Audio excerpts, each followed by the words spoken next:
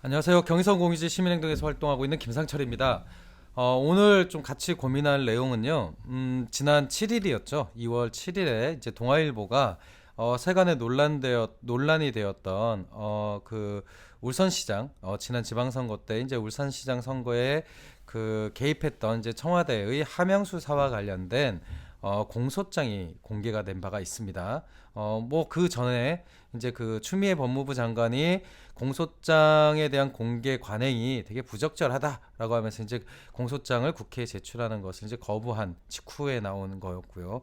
한 71쪽 정도가 된다고 해요. 그 해당 공소장의 내용이 공개가 되면서 실제로 검찰이 그 공소장을 통해서 청와대가 지방선거에 명확하게 개입할 의도를 가지고 이 부분을 하명을 했다, 그러니까 수사를 지시했다라고 하는 이제 내용이 골자로 되어 있습니다. 사실 이제 드러난 사실이라고 하는 것은 실제로 굉장히 오랫동안 울산시장의 시장을 했던 이제 그 김기현 씨가 이제 전직 시장이죠. 그 양반이 이제 지역에 문제가 많다라고 하는 거는 이미 이제 익히 알려진 사실입니다. 어찌됐던 그것이 이제 지난 지방선거를 계기로 해서 소위 문재인 대통령의 30년 직이라고 불리는 이제 그 송철호 씨가 울산시장 후보로 출마하고 이 사람의 당선을 돕기 위해 그 경쟁자인 이제 김기현 전 시장에 대한 일종의 신상털기식 수사가 들어갔다라고 하는 게 이제 골자가 되는 것이죠. 사실 뭐 요 그림입니다. 이 그림은 이미 많이 알려져 있기 때문에 실제로 공소장에 나와 있는 내용으로만 놓고 보면 전방위적으로 청와대의 각종 비서실 그리고 비서관들이 전방위적으로 이 울산시장의 선거에 개입하기 위한 의도는 굉장히 다분해 보입니다. 사실 이 부분에 대해서는 큰 논란이 있기가 힘들 것 같습니다. 이제 다만 저는 이 건을 보면서 한 두 가지 부분에 대해서 좀 고민할 거리가 있지 않나 싶은데요. 첫 번째는 검찰이 공소장에 지방선거에 개입할 목적으로라고 하는 명시를 했다는 점입니다. 그러면서 공소장 앞부분에 뭐라고 돼 있냐면 2017년도에 등장한 문재인 정부가 적폐청산이라고 하는 국정 과제를 효과적으로 달성하기 위해서 지방자치단체장의 교체가 필요했고, 이를 위해서 적폐청산이라고 하는 국정 운영의 동력을 만들기 위해 지방선거에 개입한 사건이다라고 특정해 놓았습니다. 그러니까 제가 봤을 때는 이 검찰의 공소장 내에 실제로 청와대가 이 울산시장 선거에 개입하게 된 궁극적인 취지가, 그러니까 즉 의도가 무엇이었느냐라고 하는 게 좀 흔들리는 거죠. 보수 언론에서는 대부분 이제 송철호 후보자가 그 문재인 대통령의 30년 지기이고, 또 이제 뭐 문재인 대통령이 뭐 선거 운동을 했었다, 뭐 이제 이런 일종의 가십성 기사가 나오는데, 뭐 아시는 분들은 아시겠지만 그 현재 이제 울산 시장이기도 한 송철호 씨 같은 경우는 굉장히 오랫동안 울산 지역에서 활동했던 소위 변호사입니다. 어느 정도냐면 한참 노동자 대투쟁이 있었던 1987년도에 현대중공업 노동조합의 아까 고문 변호사 이런 걸 하셨던 분이죠. 뭐 현대 자동차 노동조합의 고문 변호사도 그 시기에 80년대 했습니다. 그런 걸로 봤을 때는 이제 지역에 굉장히 신망이 높은 분은 맞죠. 하지만 이분이 한 8번의 선거에서 모조리 다 낙선을 하게 됩니다. 이제 중요한 건 이런 겁니다. 실제로 문재인 정부 입장에서는 어쨌든 적폐청산이라고 하는 어떤 국정 운영을 위해서 선거 때에 소위 다수의 의견을 확보하는 것, 즉 다수의 당선을 통해서 이거 봐라, 우리가 정당성이 있다라고 하는 걸 확인하는 것은 정말 절대절명의 필요라고 하겠습니다. 우리가 만약에 청와대가 그냥 행정기구 중에 하나다라고 하지 않고 소위 현실 정치에서의 권력의 어떤 정점이다라고 하는 관점을, 그러니까 즉 현실 정치적 관점을 갖는다라고 한다면 당연히 청와대는 자기네들의 국정 목표의 달성을 위해서 합법적인 수단을 내에 모든 수단을 동원하는 것이 어쨌든 현실 정치에서는 불가피해 보입니다. 그렇기 때문에 저는 이 부분에서 하나가 갈라질 수 있을 것 같아요. 실제로 국정을 책임지는 현실 정치 권력인 소위 청와대 권력, 즉 중앙정부 권력이 실제로 어느 정도까지 이 국가기구의 운영 과정에서 본인들의 어떤 그 국정 철학을 관철시키기 위해서 활용하는 것이 가능한가라고 하는 건데, 저는 개인적으로 이것에 대해서 절대 중립을 요구하는 것은 적절하지 않다라고 생각을 합니다.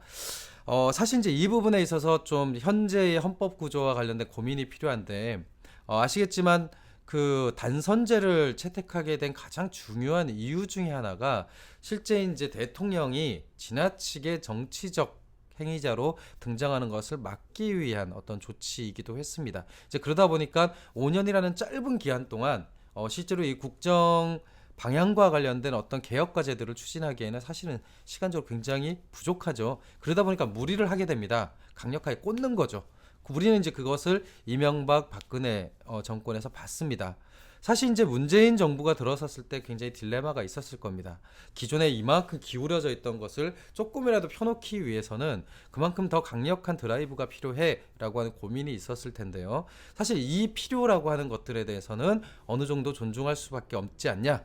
라고 합니다. 이거는 역지사지의 관점에서 보면 됩니다. 우리가 소위 민중 권력을 바탕으로 해서 민중 대통령을 세운다라고 했을 때 5년 동안 우리가 할 수 있는 것에 대한 고민을 해보면 됩니다. 정말 법에서 혹은 관료들이 이건 안 됩니다, 이거는 할 수가 없습니다 라고 하는 것에서 좌절을 할 것인지, 아니면 최대한 국가 자원을 동원을 해서 그런 것들을 바꾸는 데 전력을 할 것인지, 이 고민인 거죠. 여기서 이제 그 부분을 갈라낸다면 사실 남는 것은 이겁니다. 왜 송초로냐라고 하는 거죠.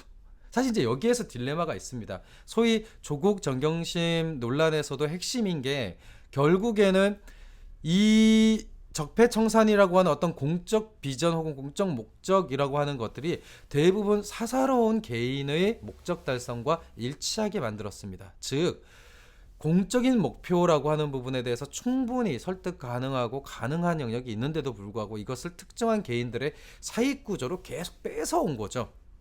마치 조국이 뭐가 되면 혹은 송철호가 시장이 되면 울산 지역에 있는 적폐가 해소된 거야, 이런 식의 관점을 가졌던 것이 이제 문제가 되는 겁니다. 그런 면에서 오히려 이 울산시장 하명 수사와 관련된 쟁점은 공권력을 사적인 목적에 의해서 행사했다라고 하는 그 부분이 이제 남게 되는 것이죠.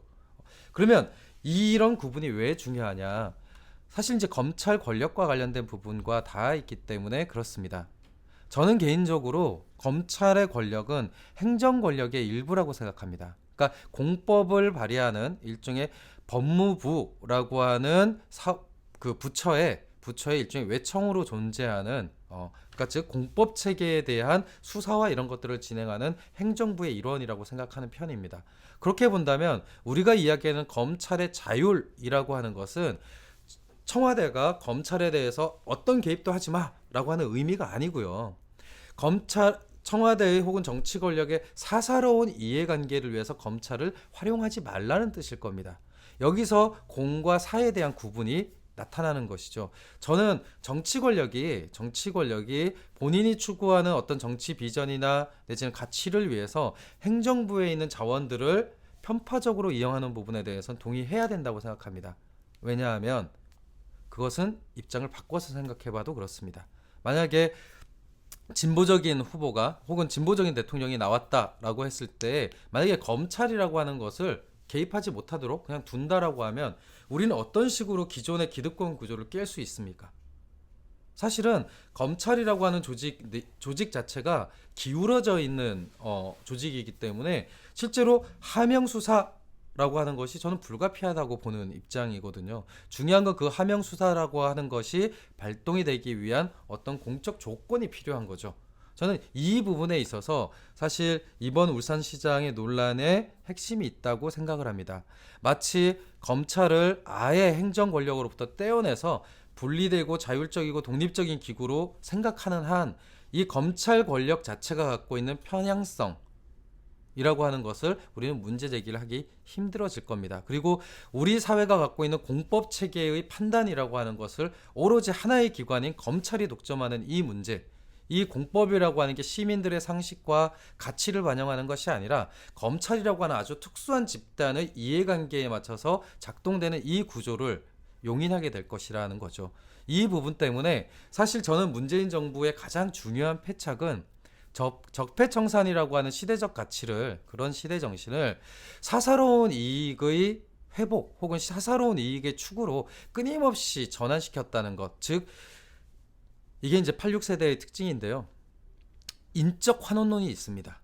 그러니까 모든 걸 사람 문제로 접근해서 사람을 교체하면은 모든 게 바뀌는 것처럼 접근하는 착각이 존재하는 거죠. 시스템의 문제가 아니라 사람의 문제로 접근하고 이것을 소위 인적 청산론 정도로만 이해하는 이 정부의 한계가 어렵게 찾아온 소위 촛불 전국 이후에 기득권 구조를 해소할 수 있는 어떤 시스템 변화의 시기들을 혹은 계기들을 계속 놓치고 있다라고 생각을 합니다.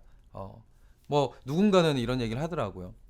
이 건이 일종의 탄핵감 아니냐? 저는 그렇게도 생각을 합니다. 근데 역으로 놓고 보면 우리가 바라는 권력을 만들었을 때 우리가 바라는 세상을 만들기 위해선 이 검찰 권력을 어떻게 활용할 것이냐라고 하는 부분 고민해야 됩니다. 지금과 같은 검찰 조직을 활용하지 않는다면 알아서 뭐 기소하세요. 알아서 재벌들 혹은 알아서 뭐 그 원하청 구조, 알아서 비정규직 문제에 대해서 수사하세요. 이렇게 할 건가요? 저는 그렇지 않다고 생각합니다. 그런 면에서 쟁점은 하명 수사 자체가 아니다. 오히려 이런 하명 수사라고 하는 행정 권력의 방식이 인적 환원주의에 기초한 사사로운 사익 추구로 나타났다는 것이 훨씬 더 본질적인 문제가 아니냐. 저는 이 부분을 명확하게 갈라야 된다라고 하는 입장을 가지고 있습니다. 예, 어떻게 생각하시는지요? 한번 토론을 해봤으면 좋겠습니다. 이곳은 공동역에 위치한 경의선 공유지 사무국이었습니다. 감사합니다.